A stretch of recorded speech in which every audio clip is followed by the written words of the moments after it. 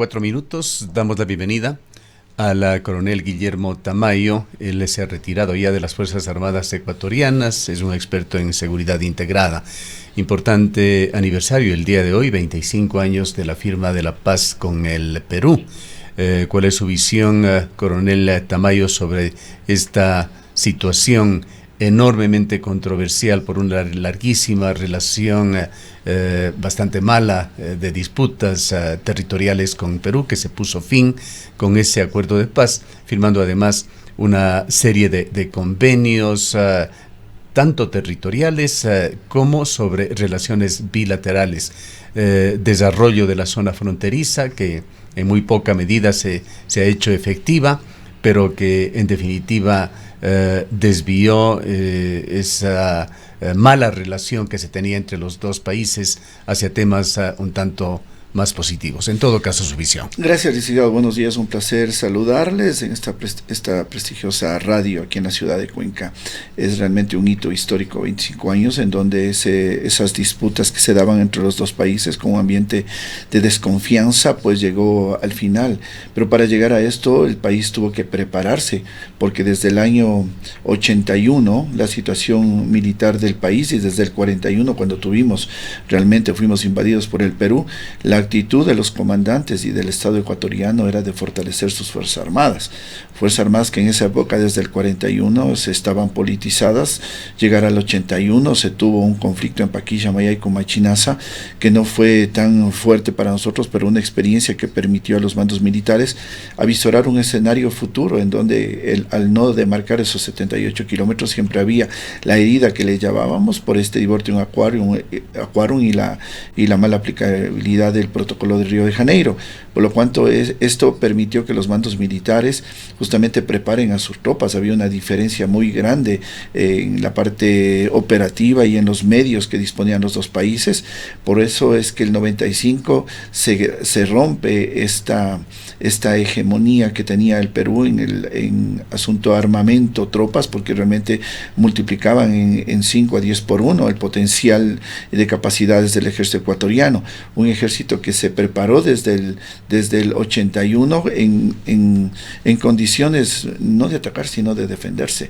Tal es así que en el año 81, cuando ya perdieron todo viso de arreglo,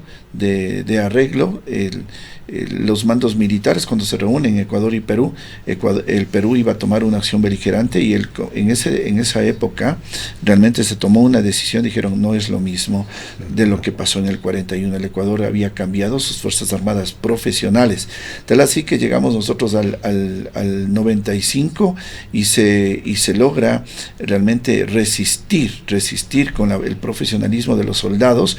Hemos tenido actos heroicos, teníamos unas Fuerzas Armadas de un alto nivel, con pilotos competitivos de un nivel extraordinario, los mejores de Sudamérica, con aviones Cafir que fueron capaces de enfrentar a la aviación peruana, y se marcó un hito, porque les obligó a sentarse en la mesa. ¿Cómo han cambiado desde entonces las relaciones entre las Fuerzas Armadas de los dos países? Bueno, a raíz de la firma del tratado que se llamaba Fujimori-Maguat, en el Palacio de Itamaraty, realmente las tensiones se bajaron, se permitió que realmente el país desarrolle, porque ya no había una atención en esa parte fronteriza, y este tipo de actividades permitió que los dos países primero se enlacen como hermanos andinos que somos, y se orientaron todas estas acciones de asuntos sociales, culturales, de seguridad y defensa, asuntos productivos, comerciales, infraestructura, conectividad, asuntos ambientales, energéticos, y ha permitido entre los estados articular ese tipo de trabajos, como lo establece el Plan Binacional. En lo que se refiere a las promesas incumplidas que se firmaron inclusive en el Tratado de Paz allá en Itamaraty, recordamos la concesión de 1 kilómetro cuadrado para Ecuador, en donde se iba a construir un mini puerto, bodegas para facilitar el comercio, que iba de la mano también con la construcción de una vía que uniría los dos océanos, Pacífico y Atlántico, con la salida a través del gran río Amazonas por la zona de Manaos, pero nada de eso progresó. Ya es coyuntura política, tienen que realizarse esos acuerdos para desarrollo de los países. De todo este conflicto sí quedó un sabor agridulce a las Fuerzas Armadas ecuatorianas, por cuanto se manejó discursos en donde decía que el ejército peruano llegó a Tihuinza. Jamás llegaron a Tihuinza.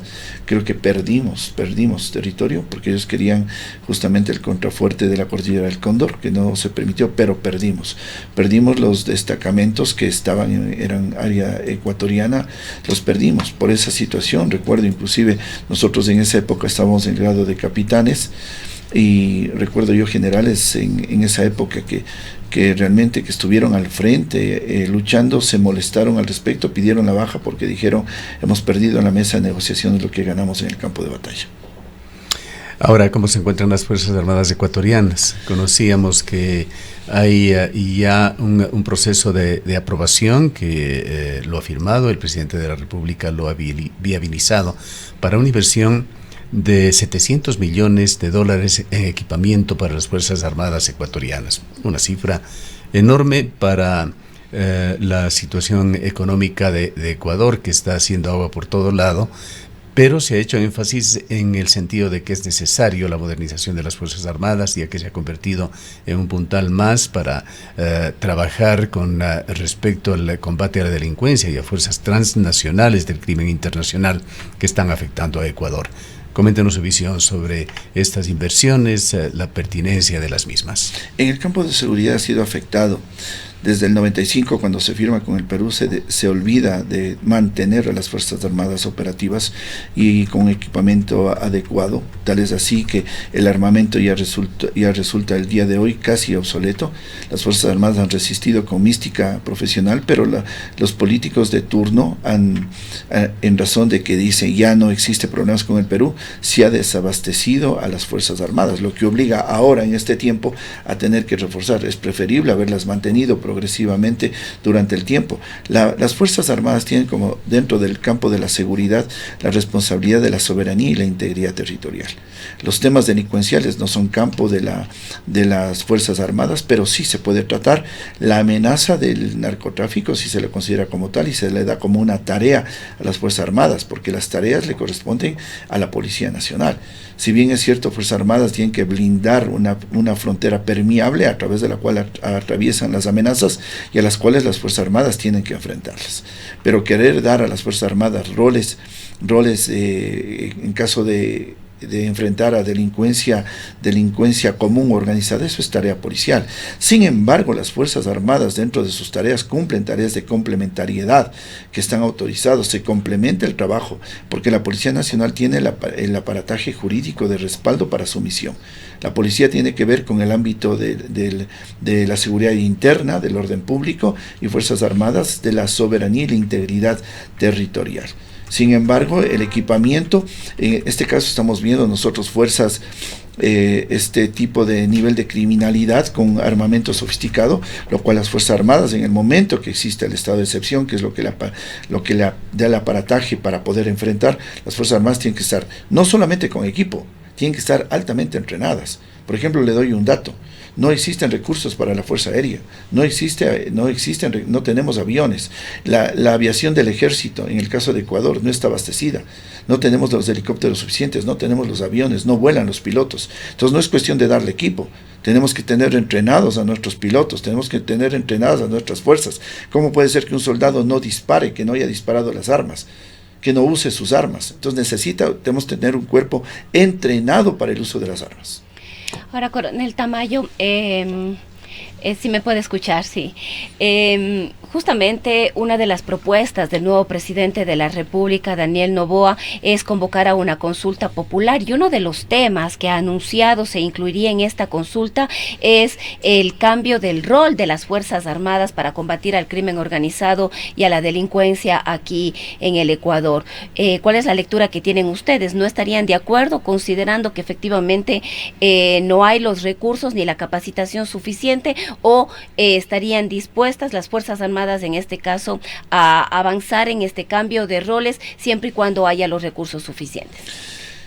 En el caso del gobierno, al considerar este tipo de cosas, hay un desconocimiento. La seguridad se trata en tres ámbitos: La seguridad primera dentro del ámbito de la defensa, que es encargado de la soberanía y la integridad territorial, en la seguridad pública, que tiene que ver con seguridad ciudadana y orden público, y la seguridad de gestión de riesgos, que tiene que ver frente a amenazas de la naturaleza, con afectaciones con eventos naturales o antrópicos.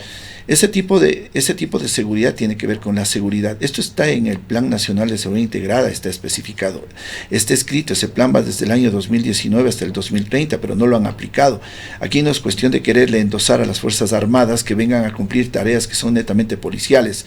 La formación y el entrenamiento son diferentes, la cobertura jurídica es diferente, entonces no se puede poner a las Fuerzas Armadas. Puede pasarnos de que, si bien es cierto, tienen que enfrentarse al crimen organizado, por aquí tiene que articularse algo, que lo dice el Plan el Plan Nacional de Seguridad Integrada. Tiene que articularse el Ministerio de Relaciones Exteriores y Movilidad Humana, el Ministerio de Defensa, el Ministerio del Interior, el Centro de Inteligencia Estratégico y el Sistema Nacional de Gestión de Riesgos y Emergencias. Ellos tienen que manejar un plan articulado e interinstitucional de tal manera que haya un objetivo común a cumplir.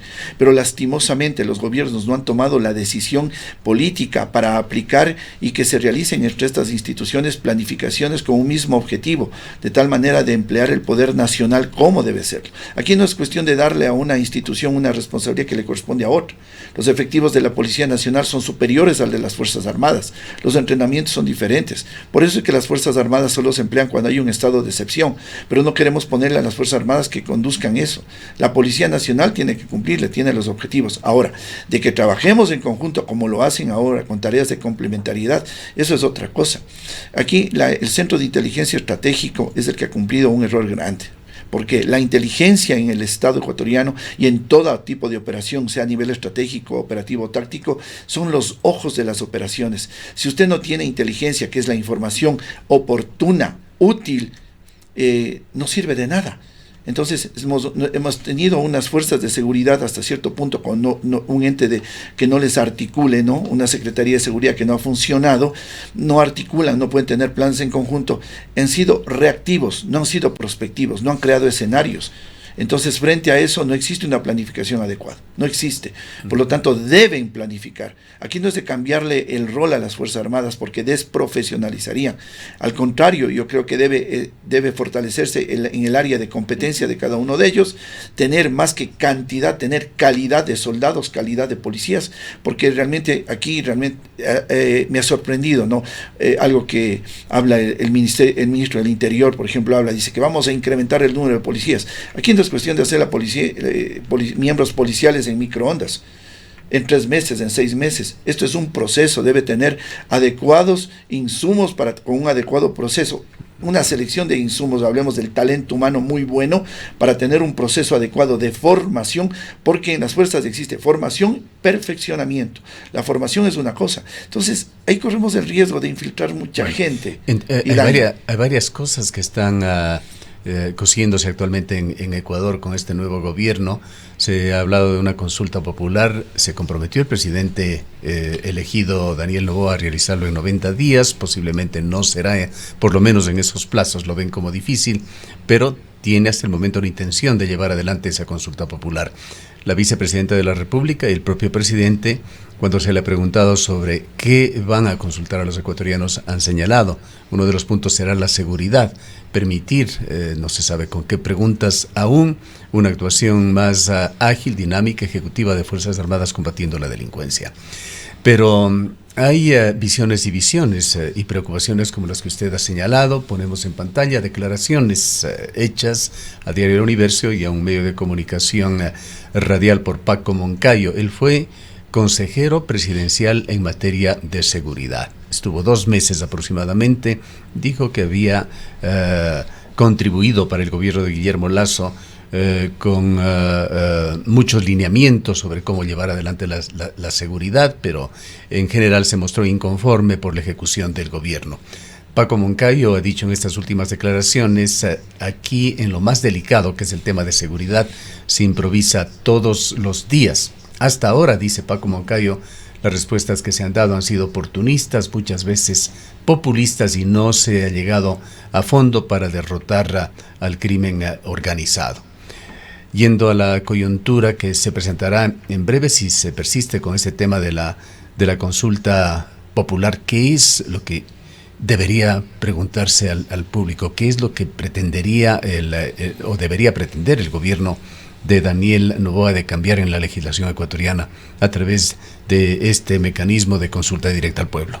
Yo creo que el primer cambio que tiene que hacer el presidente electo es cambiar ciertos articulados de la Constitución del 2008 de Montecristi, que ha apalancado y no ha permitido que se cumpla ni que se ejecute la justicia, que se quede en impunidad, que el trabajo que realizan los estamentos del Estado de Seguridad quedan a medias, en donde se ha encubierto muchas veces el crimen, no queda en nada. Yo creo que debe haber un compromiso de las instituciones del Estado para ser fuertes, aplicar la ley y la justicia, a los jueces depurar, porque si no tenemos una justicia adecuada con gente que haga lo que debe hacer, estamos en un problema. Podemos tener el mejor asesoramiento del exterior supuestamente, pero si no hemos atendido las necesidades de aquí, de nuestras instituciones del Estado, estaríamos trayendo, por decir, información alta cuando realmente no tenemos la voluntad política acá de hacerlo. Las instituciones pueden hacerlo. Tenemos que ver los problemas internos. Yo creo que hay que depurar las instituciones de seguridad, hay que hacer una reingeniería, hay que realmente cuidar el talento humano, y creo que algo que se está fragmentando aquí es fácil cometer errores. Los comandantes que están al frente de las instituciones cometen errores o dejan que se sobrepasen ciertos problemas y no les ha pasado nada, continúan. Estamos viendo problemas en la Policía Nacional, y luego de tantos problemas recién sale el general Salinas. Debía haber salido en el primer error. Aquí el comandante no se le puede permitir cometer errores, y tiene que cuidar una institución a la que está al frente. Yo creo que el presidente Noboa, el momento que asuma, primero debe escoger los mejores comandantes no de escritorio, sino comandantes operativos, valientes, que no sean políticos. Porque lo que ha pasado ahora, existe una sumisión de los mandos a la política, cuando deben realmente los mandos defender a la institucionalidad que le permite. No debe haber acción de gobierno, sino acción de Estado. Los gobiernos de turno, que son pasajeros, efímeros, tienen que pensar en el Estado ecuatoriano, no pensar en su paso de pronto hasta efímero y controversial de los diferentes gobiernos. No existe una decisión adecuada. ¿Por qué le digo? Porque si existe alguna contaminación en algún elemento del Estado, no van a trabajar por intimidación, por sobornos, etcétera. Tiene que haber una voluntad política, tenemos que tener las mejores tropas para enfrentar, tienen que tener un aparataje jurídico que lo cuide. Y ante todo, yo le había dicho, aquí hay un error tremendo. El Centro de Inteligencia Estratégica no ha dado la inteligencia oportuna, no existen los medios, por lo tanto es un país con una fuerza de seguridad reactiva, de reacción, no de prospectiva. ¿Hay apoyo internacional para Ecuador? Recordemos que el presidente Lasso, su gobierno, ha estado en contacto con varios gobiernos en Europa, estuvo con el gobierno de Israel, ha hablado con funcionarios de Estado de los Estados Unidos. Uno de los hechos concretos que se vio fue su oferta de recompensa, $5 millones por parte del Departamento de Estado, para quien dé información sobre el magnicidio cometido contra Fernando Villavicencio. Y actualmente, en el futuro inmediato, vendrán también posiblemente otros acuerdos, pues Daniel Noboa se señaló que ha conversado en Italia con alguna organización gubernamental para tratar de conseguir asesoramiento para combatir de manera más efectiva a las mafias, y uno de sus mecanismos de acción, el lavado de activos. ¿Qué pasa con esta colaboración internacional con Ecuador? ¿Se ha dado? ¿En qué medida se lo ha hecho? ¿Debería darse? Pues recordemos también que aquí ha habido mucha controversia con el anterior gobierno de Rafael Correa cuando cerró la base de Manta. Los asesoramientos se deben dar porque existen apoyos interinstitucionales. La oficialidad, el mando, porque hay que entender que hay un ente ejecutivo que es el personal de tropa, y la oficialidad en niveles tácticos, operativos y estratégicos. En los diferentes niveles hay entrenamiento, hay preparación, claro, en el país, fuera del país. Pero hay realidades de que las capacidades de Ecuador en materia de seguridad han sido sobrepasadas por el narcotráfico. Está la tragedia de las cárceles, el auge del crimen organizado, Ecuador, primer exportador de cocaína a Europa, etcétera, etcétera. Situaciones que no han sido controladas. Tenemos que entender, licenciado, de que han sido infiltradas algunas instituciones. Se fuga información, no existe un principio de la guerra que se llama la sorpresa, no hay sorpresa, al contrario, no sorprenden con las acciones porque no hay una inteligencia adecuada, que significa que hay infiltración en diferentes estamentos del Estado. Una sofisticación tecnológica del crimen que ha superado también los niveles de preparación de nuestras fuerzas de seguridad. Por eso es que debemos nosotros mantener, le había dicho, no solo recursos, sino que esos recursos que es para equipo, que lo dicen, de que ser para entrenamiento y capacitación, y el talento humano debe ser bien escogido. Si nosotros, y había dicho, incluso para los diferentes niveles de mando debería ya utilizarse los polígrafos, porque tenemos que evitar que haya infiltración en las diferentes áreas, tiene que aplicarse. Si bien es cierto que son sistemas que pueden ser vulnerables, pero en algo nos sirven. No podríamos tener, ¿no?, que haya cuestionamiento a los mandos porque hay determinados nexos con entidades del crimen. No puede pasar eso, eso es una desinstitucionalidad y eso es un peligro para un Estado. Entonces hay que depurarnos, porque de qué nos va a servir nosotros que tengamos apoyo y asesoramiento si no estamos depurados. Hay que reestructurar las organizaciones y hay que trabajar por resultados. Comandante que no dé resultados tiene que estar fuera, así de simple.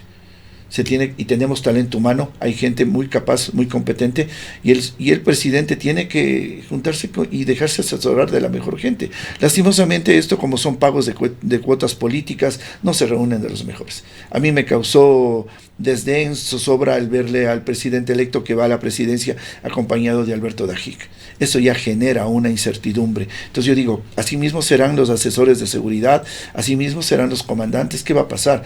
Es un reto para el presidente Noboa en este año y medio. Tiene que realmente hacer trascender al Ecuador, cambiar las estructuras, dar pasos fuertes para mejorar un país. Ojalá realmente se tomen correctivos, buenos golpes de timón. Justamente se ha señalado que el presidente Guillermo Lasso está a la espera del retorno de Noboa, de su gira por Europa, para convocar al COSEPE. Sí, es importante que se haga, y como le dije, hagamos resultados, gestión por resultados, y que podamos generar que se apliquen estos ministerios, que se unan, pongan en ejecución el Plan Nacional de Seguridad Integrada. Aplíquenlo. Generen objetivos para aplicar el poder nacional con coherencia, articulados y que permitan fortalecer las capacidades de cada una de las instituciones. Y mejoremos lo principal, que es el talento humano. Bien, gracias por su presencia, coronel Tamayo. El coronel Guillermo Tamayo se ha retirado ya del ejército, es experto en seguridad integrada. Son las 8:26 minutos.